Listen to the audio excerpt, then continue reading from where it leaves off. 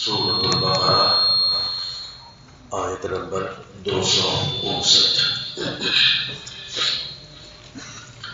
اعوذ باللہ من الشیطان الرجیم، بسم اللہ الرحمن الرحیم۔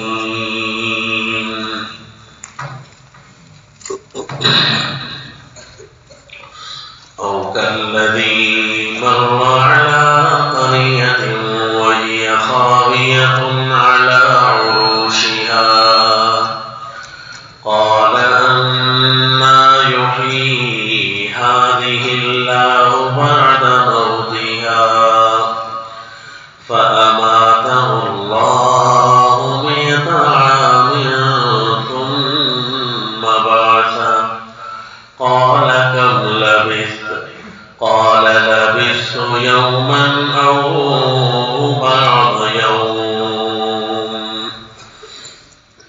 وصلی اللہ علی النبی الکریم۔ سورۃ البقرہ آیت نمبر 259۔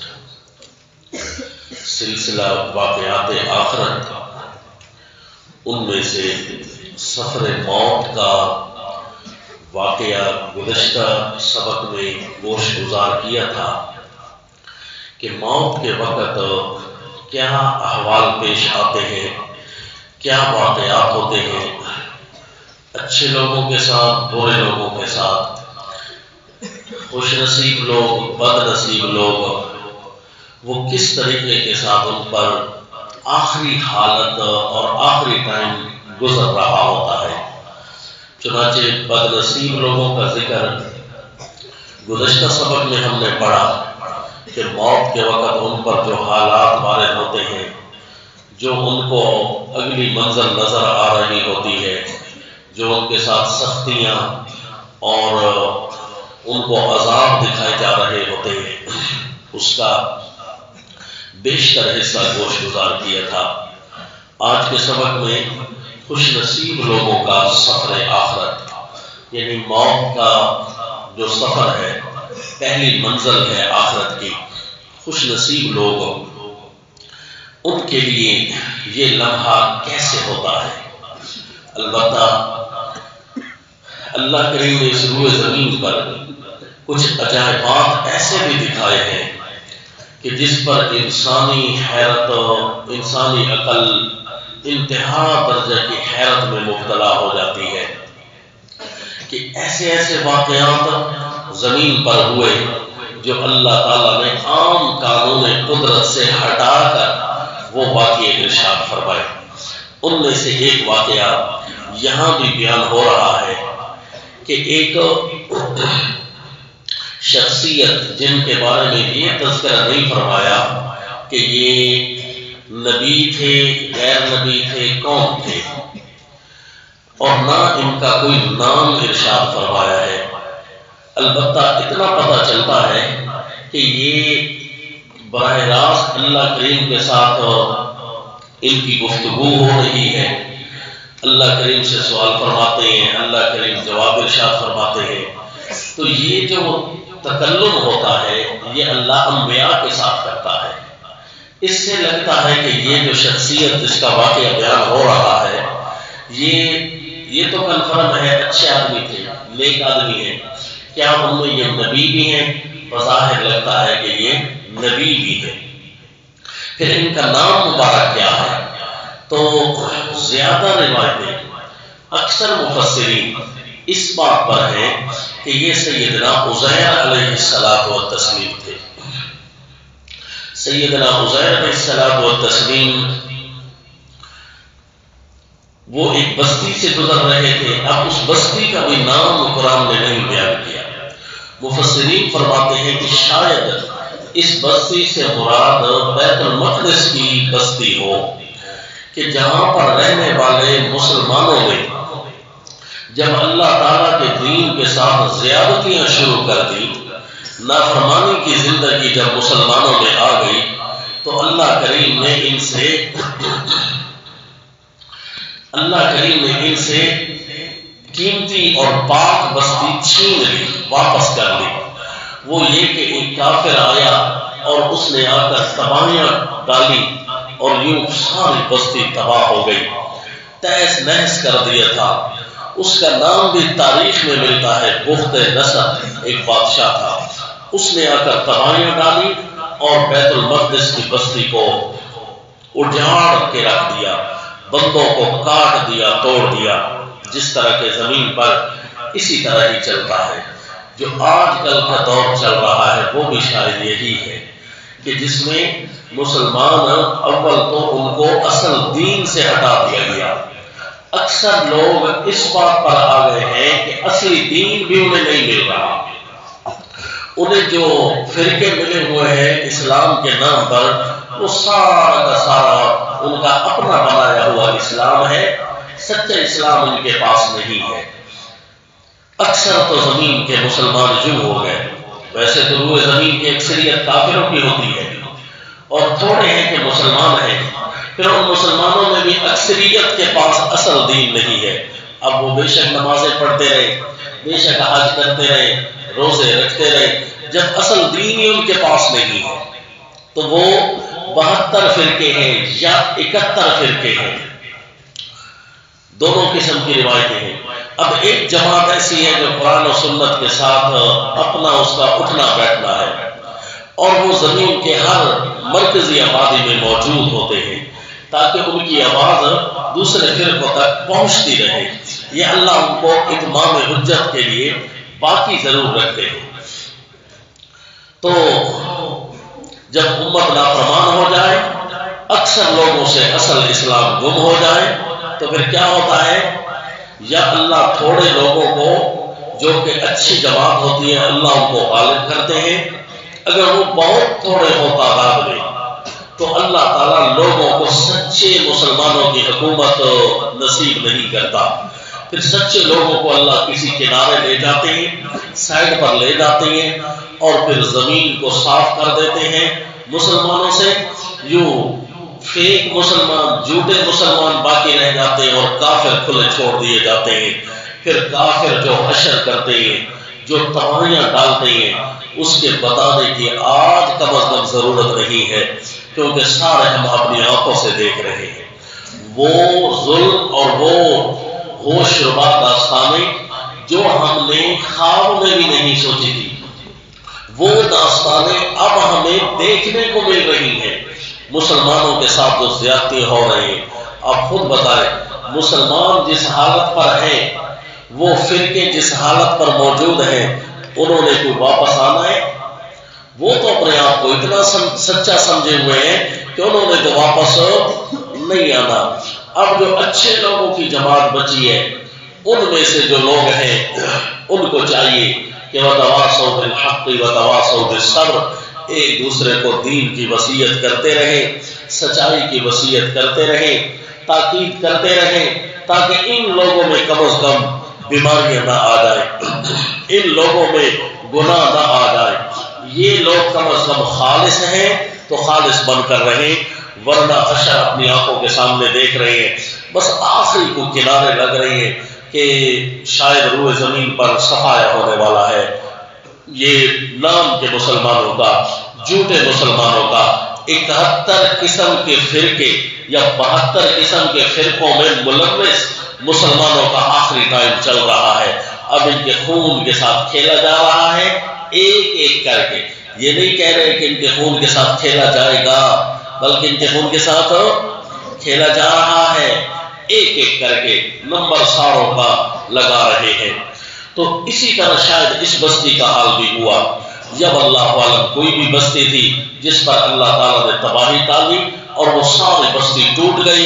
یہ ایک اللہ کے پیغمبر ہیں، بیشتر روایات کے مطابق سیدنا عزیر علیہ السلام، یہ اس بستی سے گزر رہے ہیں، دیکھا ساری بستی ٹوٹی ہوئی ہے، حیران ہو کر کھڑے ہو گئے ہیں اور اللہ تعالیٰ سے جو دعا کی اور جو آپ کو وحی ہوئی اس کا منظر اس واقعے پر پیش ہو رہا ہے۔ چنانچہ فرمایا، اور اس میں موت کا بھی ایک ذکر ہے، اس لیے یہ واقعہ بیان ہو رہا ہے۔ فرمایا، اعوذ باللہ من الشیطان الرجیم،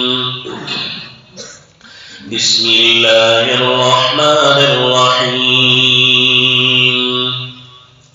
او كالذي مر على قرية وهي خاوية على عروشها.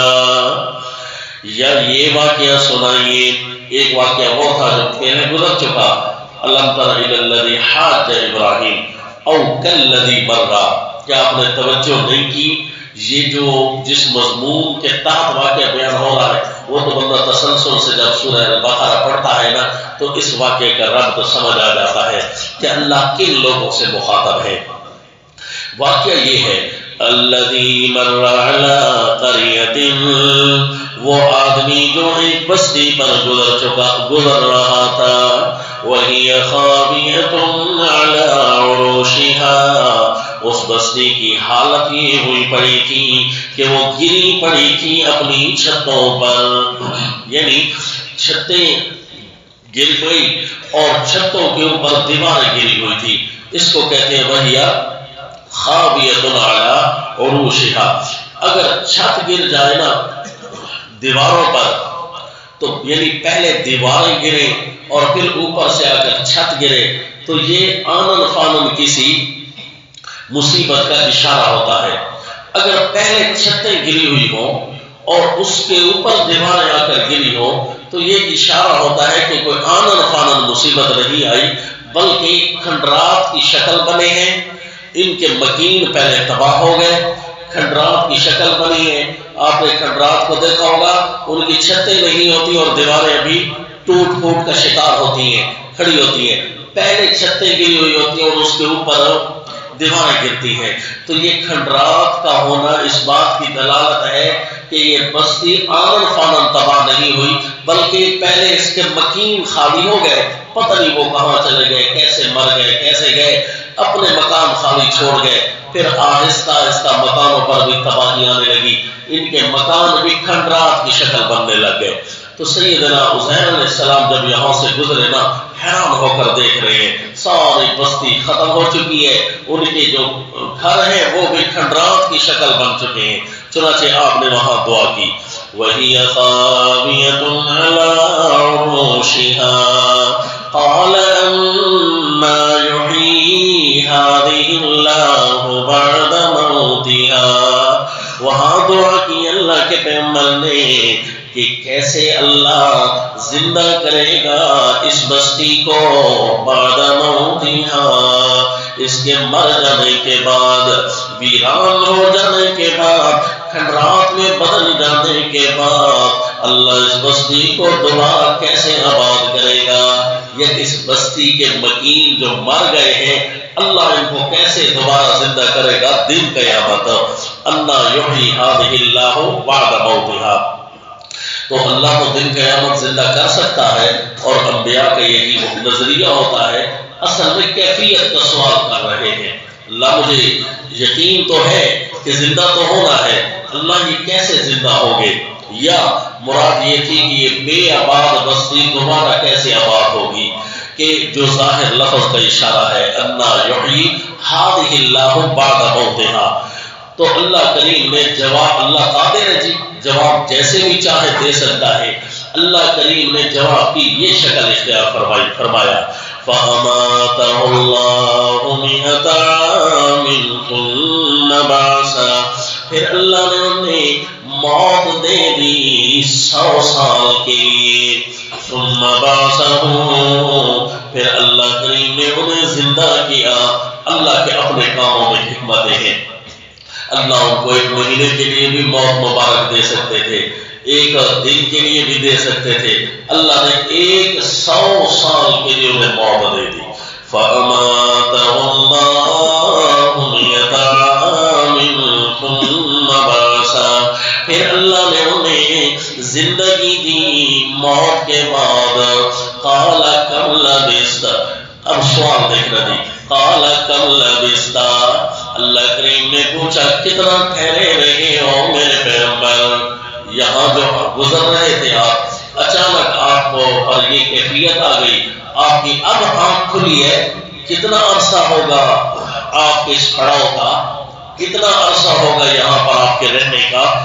آس پاس دیکھتے ہیں تو فرماتے ہیں قال لبثت يوما او بعض يوم، کیونکہ ان کے دماغ کی سوئی جہاں پر رکی تھی نا اب وہیں سے دوبارہ چل پڑی، تو ظاہر ہے درمیان کی ٹائمنگ دماغ میں تو نہیں ہے، تو باہر کے اندازے لگا رہے ہیں کہ تھکاوٹ کو دیکھتا ہوں، آرام کو دیکھتا ہوں تو لگتا یہ ہے کہ میں بہت سارا سویا ہوں یا بہت دیر یہاں پر ٹھہرا رہا ہوں، یہ کیا ہوا ہے میرے ساتھ۔ اور اگر باہر کا منظر دیکھتا ہوں تو بڑا عجیب لگتا ہے، اب عین ممکن ہے جب میں یہاں آیا تو یہاں پر سورج تھا، اب بیدار ہوتا ہوں تو یہاں پر سورج ہے، یا کچھ بھول رہا ہوں، یہ اندازہ لگا رہے ہیں۔ تو آپ نے فرمایا قال لبثت یوما او بعض یوم، فرمایا میں ٹھہرا رہا ہوں ایک دن یا دن کا کچھ حصہ۔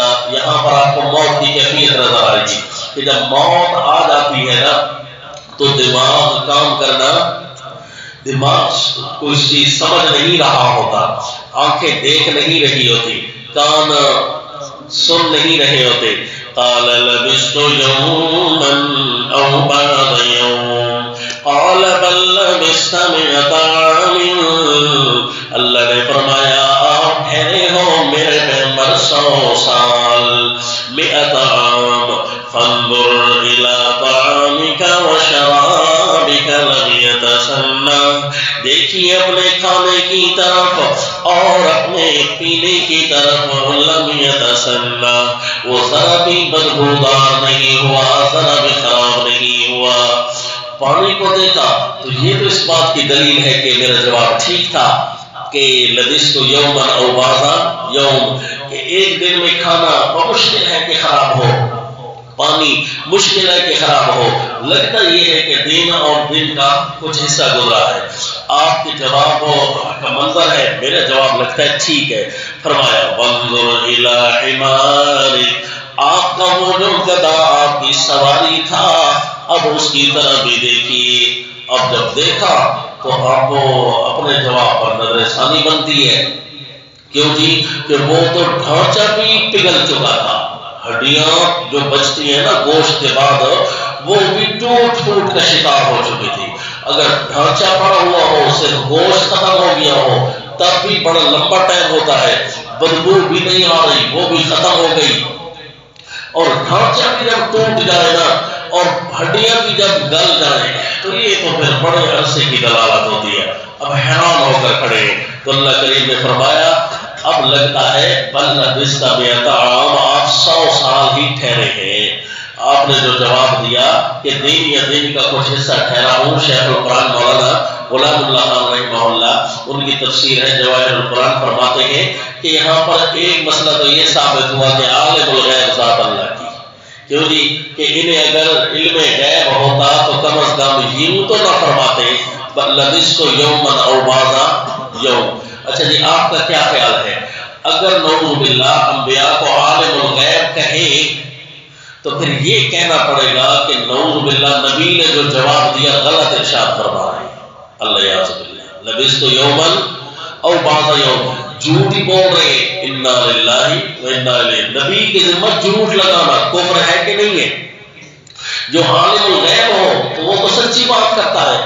اب آپ میں سے کسی کی جرأت ہے کہ کوئی کہے کہ نعوذ باللہ نبی غلط ارشاد فرما رہے ہیں؟ جی نا، ہم کہتے ہیں صحیح فرما رہے ہیں اپنے علم کے مطابق، کیوں جی ان کو علم نہیں تھا۔ اچھا دوسرا مسئلہ ثابت ہوا، شیخ فرماتے نفی سماع موتا کا، کہ سن نہیں سکتے، کم از کم 100 سال کی آوازیں تو بتاتے نا، بڑا عرصہ ہوا میں کوئی آوازیں سنتا ہوں، کبھی بارش کی آواز ہے، کبھی پانی ہوا کی آواز ہے، کبھی جانوروں کی، کبھی پرندوں کی، لیکن وہ فرما رہے لگتا ہے دن یا دن کا 100 سال کی آوازیں بھی، مہینے کی، ہفتے کی آوازیں بھی ان کو یاد نہیں ہے۔ اور تیسرا مسئلہ حیات انبیاء کا فرماتے ہیں، لگتا یہ ہے کہ ان کی حیات دنیا بھی نہیں برزخی ہوتی ہے، ان کی روح ان کے جسم میں نہیں ہوتی، کیونکہ روح جسم میں ہونا تو پھر تو پتہ چل رہا ہوتا ہے، وہ ایکٹیو ہوتی ہے، کان سنتے ہیں، آنکھیں دیکھتی ہیں، ہاتھ پکڑتے ہیں، پاؤں چلتے ہیں، لیکن روح جسم میں نہیں ہے۔ تو یہ 3 باتیں ہیں۔ تو سیدنا عزیر علیہ السلام نے جواب تو ٹھیک دیا، لیکن ان کا جسم مبارک، اس سے ثابت ہوتا ہے کہ انبیاء کے جسم مبارک بڑے محفوظ ہوتے ہیں، ان کی کوئی حایت وضع قطع تبدیل نہیں ہوتی، ناخن مبارک 100 سال میں نہیں بڑھے، بال مبارک 100 سال میں تبدیل نہیں ہوئے، جسم کی کوئی کیفیات، جو کالے بال تھے وہ سفید نہیں ہوئے، ورنہ اپنے آپ کو دیکھ کر اندازہ لگا لیتے نا۔ تو انبیاء کے جسم کے محفوظ ہونے کی دلیل بھی مل گئی تھی کہ انبیاء کے جسم محفوظ ہوتے ہیں۔ فرمایا آپ 100 سال کے لیے ٹھہرے ہو میرے پیغمبر، اس کا مطلب ہے موت کے وقت کا اندازہ تو ہو گیا نا کہ اس جسم کو کم از کم کوئی معلومات نہیں ہوتی۔ جب روح اس جسم میں دوبارہ داخل ہوئی ہے، روح کو بھی پتا نہیں تھا میرے ساتھ کیا واقعات ہوئے، اس جسم میں آ کر دوبارہ اس کا شعور عام ہوا ہے۔ اب جو کہتا ہے میت کو ادراک شعور ہوتا ہے، وہ کم از کم قرآن پاک کی اس آیت کے خلاف جائے گا کہ موت کے بعد کوئی روح کو پتا نہیں ہوتا، جسم کو پتا نہیں ہوتا میرے ساتھ کیا احوال گزر رہے ہیں۔ تو فرمایا وَانظُرْ إِلَىٰ حِمَارِكَ، دیکھیے اپنی سواری اپنے گدھے کی طرف، وَلِنَجْعَلَكَ آیَةً لِلنَّاسِ، اے میرے پیغمبر آپ کو تو جواب مل گیا، پر ہم نے آپ کے ساتھ یہ جو پورا واقعہ بنایا ہے، آپ کو موت آئی، آپ کا پانی خراب نہیں ہوا، کھانا خراب نہیں ہوا، آپ کی سواری ہڈیوں میں بدل گئی، ہڈیاں بھی پگھل گئی، اس سارے واقعے کو ہم نے لوگوں کے لیے نشانی بنانا ہے۔ وَلِنَجْعَلَكَ آیَةً لِلنَّاسِ، کس چیز کی نشانی بنانا ہے جی؟ اللہ نے وہ بات نہیں بتائی، فرمایا لوگوں کے لیے نشانی ہے۔ کوئی ایک چیز ہو تو اس سے جتنے بھی استدلال نظر آئیں گے، دہریوں کو بھی جواب مل رہے ہیں کہ کوئی تو ہے جو نظام ہستی چلا رہا ہے، ان کو بھی جواب مل رہا ہے، اور اسی طرح ان لوگوں کو بھی جواب مل رہا ہے جو سننا چاہتے ہیں کہ موت کے بعد یار ہمارے ساتھ کیا ہوگا، ان کو بھی یہ حساب کتاب پتہ چل رہا ہے کہ موت کے بعد بدن کو کم از کم کوئی چیز بھی نہیں سمجھ آ رہی ہوتی۔ وَلِنَجْعَلَكَ آیَةً لِلنَّاسِ وَانظُرْ إِلَى الْعِظَامِ كَيْفَ نُنشِزُهَا ثُمَّ نَكْسُوهَا لَحْمًا، دیکھیے ان ہڈیوں کی طرف، كَيْفَ نُنشِزُهَا، کیسے ہم انہیں ابھار کر جوڑ دیں گے، خود بخود ہڈیاں کھڑی ہو جائیں گی، کھڑی ہو کر آپس میں مل رہی ہیں، ساری ہڈیاں ترتیب سے تو نہیں پڑی تھی نا، ہواؤں نے اوپر نیچے کر دیا تھا، بکھیر دیا تھا۔ ننشزھا، ابھارتے ہیں، ابھار کر ہم ان کو جوڑتے ہیں، اب ہڈیاں کھڑی بھی ہونے لگ گئی تھی، پہلی ہڈیاں پہلے لگنے لگ گئی، پھر اس کے اوپر جو ہڈیاں لگتی ہیں وہ بھی لگنے لگ گئی۔ کیف ننشزھا ثم نکسوها لحما، پھر ہم ان کو پہناتے ہیں گوشت، گوشت ہم ان پر چڑھاتے ہیں۔ دیکھتے رہیے میرے پیغمبر، فلما تبین لہ، جب ان کے سامنے آ گئی ساری بات، قال اعلم ان اللہ علی کل شیء قدیر، فرماتے ہیں میرا تو عقیدہ یہی تھا، عالم میرا تو عقیدہ یہی تھا، ان اللہ علی کل شیء قدیر، یہ تو ایک واقعہ ہے، اللہ تو ہر شے پر قادر ہے، میرا تو یہی نظریہ ہے، عالم ان اللہ علی کل شیء قدیر۔ موت نظر آ گئی تھی، انبیاء کی ہو، اولیاء کی ہو، مومن کی ہو، کافر کی ہو، کم از کم موت سے جسم کو پتہ نہیں چلتا، البتہ کیفیت میں فرق ہوتا ہے کہ انبیاء کی جو موت ہے وہ اعزاز کے ساتھ ہوتی ہے، نیک لوگوں کی جو موت ہے وہ کافی اعزاز کے ساتھ ہوتی ہے، درجہ بدرجہ ہر ایک کو اس کی اپنی عزت اور احترام مل رہا ہوتا ہے۔ بدنصیبوں کا حال تو گزشتہ سبق میں آپ سن چکے نا، تو یہ اچھے لوگوں کی موت جب نکلتی ہے نا تو ان کو اس اعزاز کے ساتھ ان کے آخری لمحات بڑے قیمتی ہوتے ہیں۔ چنانچہ یہاں بھی دیکھ لیجئے سورہ النحل 14واں پارہ سورہ النحل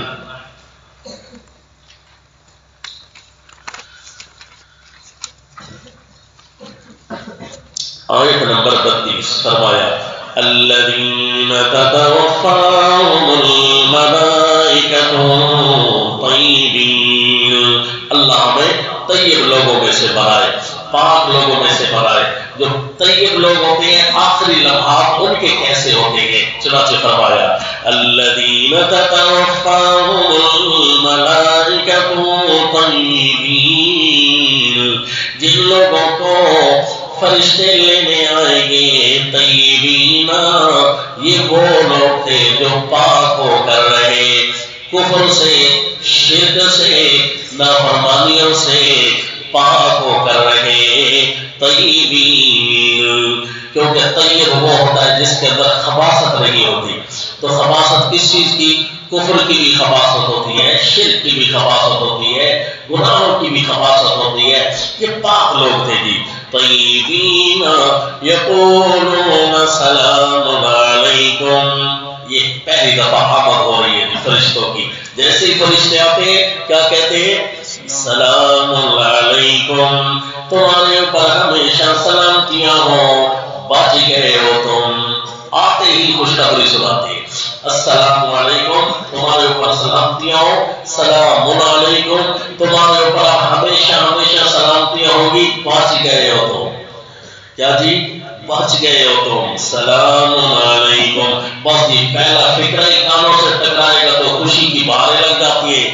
تو باقی تو دیکھ رہے ہوتے ہیں کہ یہ جا رہا ہے، حالت نظر آ رہی ہے، لیکن جو نیک آدمی ہوتا ہے، اچھا بعض اوقات اس کو جب وہ سلام علیکم کا جو تبادلہ ہوتا ہے نا، تو اس وقت اس کے اوپر مسکراہٹ بھی آ جاتی ہے۔ جس طرح کسی پر سلام کرو تو حدیث پاک میں آتا ہے نا، مسکرا کر کسی کے ساتھ سلام کیا کرے تاکہ اگلا جس کو سلام آپ نے کیا وہ خوش بھی ہو جائے۔ تو یہ بھی ایک افضل اخلاق کی علامت ہوتی ہے۔ تو جیسے ہی سلام ہم کہتے ہیں، ابھی روح پوری نکلی نہیں ہوتی، روح نکل رہی ہوتی ہے۔ جب وہ ہنسی میں آ جاتا ہے، چہرے پر مسکراہٹ ہوتی ہے، بعض اوقات اسی وقت آنن فانن روح چلی جاتی ہے، کیونکہ حدیث پاک میں آیا مومن کی روح ہے نا اس طریقے سے آسانی سے نکل جاتی ہے جس طریقے سے آٹے سے بال کھینچا جائے نا تو بڑے آسانی سے نکل جاتا ہے، کوئی اٹکن درمیان میں نہیں آتی۔ تو اسی طرح کوئی اٹکن نہیں آتی اور فوراً روح نکل، وہ مسکراہٹ اس کی وہی ٹھہر جاتی ہے۔ تو کئی دفعہ آپ نے دیکھا ہوگا کہ میت کی مسکراہٹ والے جو ہونٹ تھے وہیں کے وہیں ٹھہر گئے۔ تو بس جی کیونکہ اب اس نے حرکت بند ہونے کی بھی نہیں کی ہے، کیوں جی کہ یہ خوشی کا مقام اسے نظر آ رہا ہوتا ہے۔ فرشتے آ کر کہتے ہیں سلام علیکم، تمہارے اوپر سلامتیاں ہوں، ادخلوا الجنۃ بما کنتم تعملون، داخل ہو جاؤ جنت میں۔ یہ کس وقت کہہ رہے ہیں جی؟ یہ وہ لمحہ ہے جو موت کے وقت داخل ہو جاؤ جنت میں۔ اچھا جنت الخلد میں داخل ہونا ہے دن قیامت کو۔ سب سے پہلے امام الانبیاء صلی اللہ علیہ وسلم جائیں گے، حدیث پاک میں آتا ہے، پھر اس کے بعد لوگ اللہ کے نبی کے بعد داخل ہوں گے۔ تو یہ ادخلوا الجنہ ابھی سے کیسے داخل ہو رہے ہیں؟ تو حدیث پاک میں آیا کہ جو قبر ہے نا مومن کی، یہ جنت کے باغوں میں سے ایک باغ کا نام ہے۔ تو جنت کے باغ میں چلے جانا وہ بھی تو ایک جنت ہے، کیونکہ جنت کہتے ہی باغ کو ہے۔ جنت کہتے کس کو ہے جی؟ باغ کو ہے۔ جنت کے باغوں میں سے ایک باغ کا نام ہے جو مستقر ارواح ہے، جہاں روحیں جا کر ٹھہر جاتی ہے۔ جنت کے باغوں میں سے ایک باغ میں روح جا رہی ہے جی۔ ادخلوا الجنۃ بما کنتم تعملون، اس وجہ سے جو تم کام دنیا میں کیا کرتے تھے، اب کیوں ہے جی؟ اعمال کرنے کے لیے۔ کیوں ہے جی؟ ایمان کے بعد اعمال کرنے کے لیے۔ یہ طیب لوگ کون ہیں؟ جن کے ایمان صرف ٹھیک ہے؟ نہیں جی، ان کے ساتھ اعمال بھی ٹھیک ہے۔ طیب بندہ ہے نا جی، کیونکہ بعض اوقات مومن ہوتا ہے مریض، اور گزشتہ اسباق میں آپ سن چکے ہیں، کافر نہیں ہے کیونکہ مومن ہے، منافق بھی نہیں ہے کیونکہ مومن ہے، لیکن مریض ہے۔ تو لہذا مریض نہیں ہونا طیب بننا ہے۔ ایمان کے اندر کوئی نہ کوئی بیماری ٹھہر نہ جائے، روزانہ اپنے طرف خیال کرنے والا کہ میری کوئی کمی تو نہیں، میں دیکھوں کوئی گناہ تو نہیں کر رہا، اگر گناہ ہو گیا تو اس کا ازالہ کیسے ہوگا، اس کی میں معافی کیسے مانگوں، ترتیب کیا بناؤں، تو یہ مومن ہوتا ہے، کیونکہ اس کے خیال میں یہ ہے کہ انہم ملاقو ربہم، کہ اپنے رب سے کسی لمحے ہماری ملاقات ہو جائے گی۔ تو یہ ہے ادخلوا الجنۃ بما کنتم تعملون، جنت میں داخل ہو جاؤ جو تم کام کر رہے تھے۔ اب اس سیدنا عزیر علیہ السلام پر بھی موت مبارک آئی، لیکن 1 سال کے لیے آئی۔ ان کے ساتھ معاملہ کیا پیش آیا، فرشتے کیسے آئے، وہ درمیان میں واقعہ اللہ کریم نے نہیں بتایا۔ اتنی بات ضرور ہے کہ ان کے پاس بھی فرشتے آتے ہیں خوشخبریاں دینے کے لیے، سمجھانے کے لیے، لیکن وہ سارے واقعات اللہ ہر کسی کے ساتھ نہیں بیان فرما رہے۔